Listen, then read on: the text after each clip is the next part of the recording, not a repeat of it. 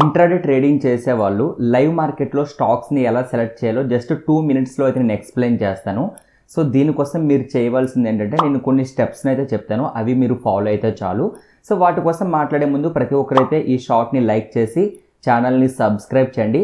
And ఇందులో మీకు ఏమైనా డౌట్స్ ఉంటే కింద కామెంట్స్లో చెప్పండి. ఫుల్ లెంత్ వీడియో కావాలన్నా సరే ప్రతి ఒక్కరు లైక్ చేసి కామెంట్ చేయండి, ఫుల్ లెంత్ వీడియో కావాలి అని చెప్పి. డెఫినెట్లీ నేను ఫుల్ లెంత్ వీడియో కూడా చేస్తాను. ఫ్రెండ్స్, ముందుగా మీరు స్టాక్ సెలెక్షన్ చేసేటప్పుడు మీరు చేయవలసింది ట్రెండ్ అప్ ట్రెండ్ ఉందా, డౌన్ ట్రెండ్ ఉందా అనేది చూడాలి. నేను ఇప్పుడు చెప్పబోయే ఈ స్టాక్ సెలెక్షన్ అనేది డౌన్ ట్రెండ్లో మాత్రమే చేయాలి. సో డౌన్ ట్రెండ్ అనేటప్పుడు సెల్లింగ్ ఆపర్చునిటీ మాత్రమే చూస్తాం కదా. సో ముందుగా మీరు 9:15కి మార్కెట్ ఓపెన్ అయిన తర్వాత నిఫ్టీ అయితే ఓపెన్ చేయండి. First 5 minutes candle red candle స్ట్రాంగ్గా క్లోజ్ అయిందా లేదా అనేది చూడండి. క్లోజ్ అయింది అనుకోండి, నెక్స్ట్ మీరు చేయాల్సింది గూగుల్ ఓపెన్ చేయండి. గూగుల్లో మీరు ఏం చేయాలంటే ఓపెన్ హై స్టాక్స్ అని సెర్చ్ చేయండి. సో ఇక్కడ మీకు చాలా స్క్రీనర్స్ అయితే వస్తాయి. మీకు ఏదైనా స్క్రీనర్ కావాలనుకున్నా సరే కింద కామెంట్స్లో చెప్పండి, మీకు ఆ స్క్రీనర్ అనేది నేను షేర్ అయితే చేస్తాను. సో ఇప్పుడు మీరు చేయవలసింది ఏంటంటే ఓపెన్ హై స్టాక్స్ ఓపెన్ చేసిన వెంటనే మీకు టాప్లో ఏవైతే స్టాక్స్ ఉన్నాయో ముందుగా నిఫ్టీలో ఉన్న స్టాక్స్ని అయితే మీరు సెలెక్ట్ చేయాల్సి ఉంటుంది. నిఫ్టీ 50 స్టాక్స్ని అయితే మీరు సెలెక్ట్ చేసుకోండి. ముందుగా ఓపెన్ హై అంటే అర్థం ఏంటంటే ఓపెన్ ప్రైస్ ఏదైతే ఉందో అదే హై ప్రైస్.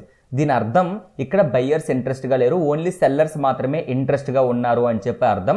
అందుకే ఓపెన్ అయిన వెంటనే సెల్లింగ్ అనేది స్టార్ట్ అయింది. సో అందుకే ఫస్ట్ 5 మినిట్స్ క్యాండిల్ ఏదైతే ఉందో అది రెడ్లో క్లోజ్ అయిందని చెప్పి మీరు అర్థం చేసుకోవాల్సి ఉంటుంది.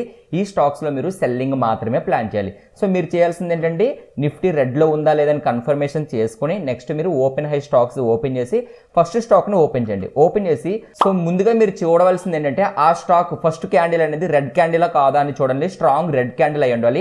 అండ్ సెకండ్ వన్, ఆ రెడ్ క్యాండిల్ ఫామ్ అయ్యేటప్పుడు వాల్యూమ్ కూడా చూడండి. ప్రీవియస్గా ఉన్న వాల్యూమ్తో కంపేర్ చేసుకుంటే బెటర్గా వాల్యూమ్ అనేది క్రియేట్ అవ్వాలి. వాల్యూమ్ క్రియేట్ అయిందంటే మీకు కన్ఫర్మేషన్ దొరికింది. అండ్ నెక్స్ట్ మీరు చేయాల్సింది exponential moving average 9 and exponential moving average 20 అయితే అప్లై చేయండి. ఇక్కడ ఏం జరగాలంటే ఎక్స్పోనెన్షియల్ మూవింగ్ యావరేజ్ 20ని ఎక్స్పోనెన్షియల్ మూవింగ్ యావరేజ్ 9 క్రాస్ ఓవర్ చేసి కిందకి రావాలి. కిందకు వచ్చినప్పుడు మాత్రమే మనం ఒక కన్ఫర్మేషన్గా అయితే కన్సిడర్ చేస్తాము.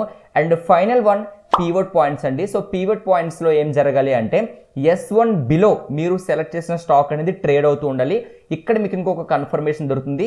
ఫైనల్గా ప్రైజ్ యాక్షన్ ఫామ్ అయిందా లేదా చూడండి. ప్రైజ్ యాక్షన్ కూడా మీకు క్లియర్గా సెల్లింగ్ సైడ్ కనిపించింది అంటే ఆ స్టాక్లో మీరు సెల్లింగ్ ఎంట్రీ ప్లాన్ చేయొచ్చు. ఫస్ట్ 5 మినిట్స్ క్యాండిల్ హై ఉంటుంది కదా, అక్కడ మీ యొక్క స్టాప్ లాస్ అయితే మీరు పెట్టుకోవచ్చు. సో ఏదేమైనప్పటికీ ఇప్పుడు నేను చెప్పిన ఈ స్ట్రాటజీని బ్యాక్ టెస్ట్ చేసి యూజ్ చేయండి. అండ్ రిస్క్ రివార్డ్ రేషియో అనేది మెయింటైన్ చేయడానికి ప్రయత్నించండి. అండ్ ఇందులో మీకు ఏదైనా కొంచెం ఫాస్ట్గా అనిపించింది అండ్ ఎక్కువ లైక్స్ వస్తే డెఫినెట్లీ నేను ఇంకో వీడియో అనేది డీటెయిల్డ్గా ప్లాన్ చేస్తాను. సో ఫ్రెండ్స్, చూసారు కదా, ఈ షార్ట్ మీకు నచ్చిందా? నచ్చితే లైక్ చేసి ఛానల్ని సబ్స్క్రైబ్ చేయండి.